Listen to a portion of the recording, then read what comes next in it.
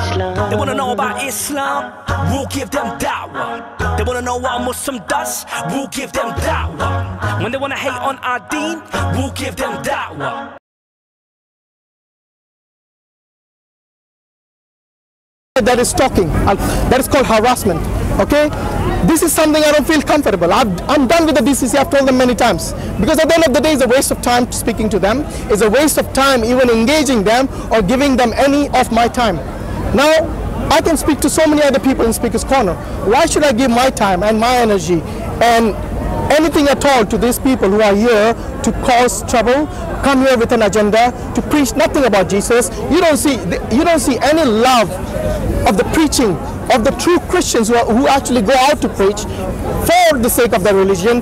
They would quote passages of the Bible and the passages about love and harmony and how to be good to your neighbors. The DCCI are the exact opposite of that. If anything, they are not defending Christ. They are actually embarrassing Christ. If Christ was here, he'll probably say, I've got nothing to do with you. Yes, get away from me, you evildoers, like Jesus says in Matthew 7:21-22. Yes, because this is what they do. They say, Lord, Lord, Jesus Christ. Exactly same thing Jesus is telling them. Yes, that anyone who calls me Lord, Lord, and does wonders in my name, does miracles in my name, yes, and does many things in my name, I've done nothing to do with you. Get away from me, you evildoers. And this is what they have become. This is the legacy of J. Smith. That's why I call them Smith's heckling team. Yes, that is what they are. They've become hecklers, reduced to hecklers. Every time you're having a fruitful conversation with someone, they come and heckle you. So I said, I don't want to waste time with you guys. I'm done with you. So DCCI or any of their fans who are listening to this, please give them this message that we don't want to have a conversation with you. We, when I say we, I mean at least myself, and I'm sure Mansoor will agree with me as well. But Mansoor, you have your own say, please. SubhanAllah, I mean, I didn't realize it has come to this level. I mean, I've been away for a few weeks, and looking at what's happening now, it's really pathetic.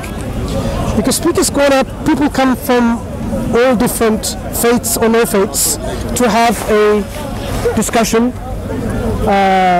Whether you agree or disagree, that's not the point. Because in fact, discussions are there because you might not agree with something in the first place, right? And mutually come to some understanding and learn from each other. Muslims have been coming in this park for a very long time, and our intentions always has been what? To initiate a discussion where people can reflect and get the invitation of becoming a Muslim. We weren't there to come somehow to come and force you and attack you and criticize you and you know, somehow put you down. That was never the intent. If we are able to pass on the message of Islam and you then reflect about it later on, then we've done something. We are not here to somehow convince you straight on the spot and say, that's it, become a Muslim. I mean, this guidance is not in the hands of us as Muslims. Guidance is in the hands of the God. Whether we remain ourselves guided or become misguided, it's Allah, our Creator, who is in control of all these affairs. So when we see this park in particular has become to, you know, in terms of its affairs, it's really saddening. You know, it saddens your heart to see that where is this mutual discussions people used to have, and at the end of the day, come here. At the end of the day, we disagree so much, and then we can go and have a cup of coffee. I'm happy to shake your hand a million and have a cup of coffee afterwards. For years, many years. So, this is the spirit of discussion that we always entertain in Speaker's Corner. Not to come with rage and anger and violence and threats or this kind of heckling. Like, imagine now I go and start heckling him. And he will feel like, what's wrong with me? I mean, we can have a discussion and we can say, that's it, you know, enough for today, and then we can agree to disagree or agree to agree, right? Absolutely. And we learn at the end of the day. But if Speaker's Corner has happened to become a place where certain groups of people who have religious discussions, like what is it? This Dickies, or what do you call it? DCCIs? How do you say it? Dickies. Sorry? DCCIs, whatever, right? Okay. If they want to have discussions, debates, you know, have with the spirit of what? Mutual understanding and mutual learning, in mind, that we learn from each other, because you're not going to somehow prove or disprove something straight away like that, are you? Because it will give you insights and some things that you can reflect on later, like, oh, there you go, this is I've never thought about this before, and then you can come back again with some more reflection. But if I hear what I hear from what you just said and what people are doing, then yes, I would avoid them, which I tried avoiding them from the very beginning. But what happens is this particular group of people, they will come here and they will stalk you and heckle you to a point where you have to respond. So over the years, what I have done is this.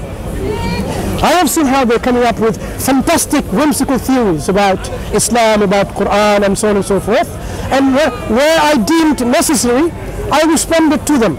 I debated them on the ladder even. Remember incidents when I was debating someone and a pigeon came and landed on their head? It must be a very good sign, you know. It's a historical event. A pigeon landing on someone's head. I mean, I remember that day. I didn't realize that after I watched the same debate that I had. Because while you're in the debate, you didn't watch that. So We laughed twice. Once when we saw it, once on the video. oh, I did it. So yes, so we are not that we are avoiding them. We debated them on the ladder on a proper moderated debate. Now, what was the end result after all this? Every single debate that we have, what's the end result? They keep coming back in circles. Once you give an answer, which even an academic will say, yes, very satisfactory to our academic standard, they keep coming back to the same kind of rhetorical question again and again and again. I was laughing today as I passed by. Oh, does Allah pray? Subhanallah, how many of us shown the absurdity of this question? By the way, when you were not here, Muhammad Hijab already addressed that directly with Hatun. Yeah. Yes, that Allah praises, P-R-A-I-S-E, not praise, P-R-A-Y-S, but somehow not only they don't understand Arabic, in which the Quran has been revealed, but even the English, in which Muhammad Hijab had actually mentioned this very clearly, and he made it very clear here. But the thing is, they have this old habit of asking the same. I don't know, somehow they think that they have got some point by saying Allah praise, when Allah says very clearly in the Quran that He is the one God. Yes, and He says the people should pray to Him, not that He prays to the people. Very clear. But they always bring in something which the Quran doesn't state. This is an old habit of these evangelical Christians. They ignore the clear-cut verses and they hold on to verses. In this case, it's not even ambiguous, I would say. It is a mistranslated, misinformed. I asked Hatun clearly, show me one tafsir by a Muslim where he says Allah praise. And you know what she showed me? She showed me one tafsir, one interpretation of the Quran by a non-Muslim. By a non-Muslim, and that too by an Orientalist. This is the deception of these people who claim to be Christians, this DCCI group. The D in the group maybe stands for deception, the DCCI. And this is what I'm saying. If you are sincere and honest, you will look at the tafsir. You know, when we go and look at the translations of the Bible and the exegesis, we go and see, okay, which Christian scholars say this? Yes, even if it's a scholar who is someone who is secular, or even if it's someone who is orthodox, at least they claim to be Christians. Unlike the tafsir that Hatun brought, a non-Muslim Orientalist, not even a Muslim. This is the level of deception that they bring in order to make the misinformed points, and they try to deceive other people. So they are the greatest of deceivers, which they make a claim against Allah and A'udhu Billah. The greatest of deceivers are these people who openly deceive and tell lies. So there we have, like I said, Mansoor have answered that about the 26 Qurans. Muhammad Hijab has addressed the Allah praise, misinformation from them. These things are very clear, but they keep asking the same question. Then why should we address them?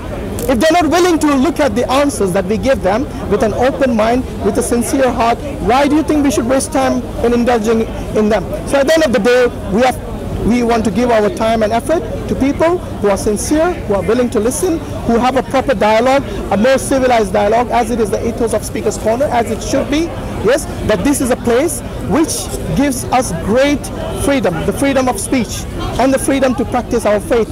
And if we can all make use and not abuse the freedom that has been given to us here, then inshallah, God willing, we will all benefit and it will be more productive for everyone. Jazakallah khairan.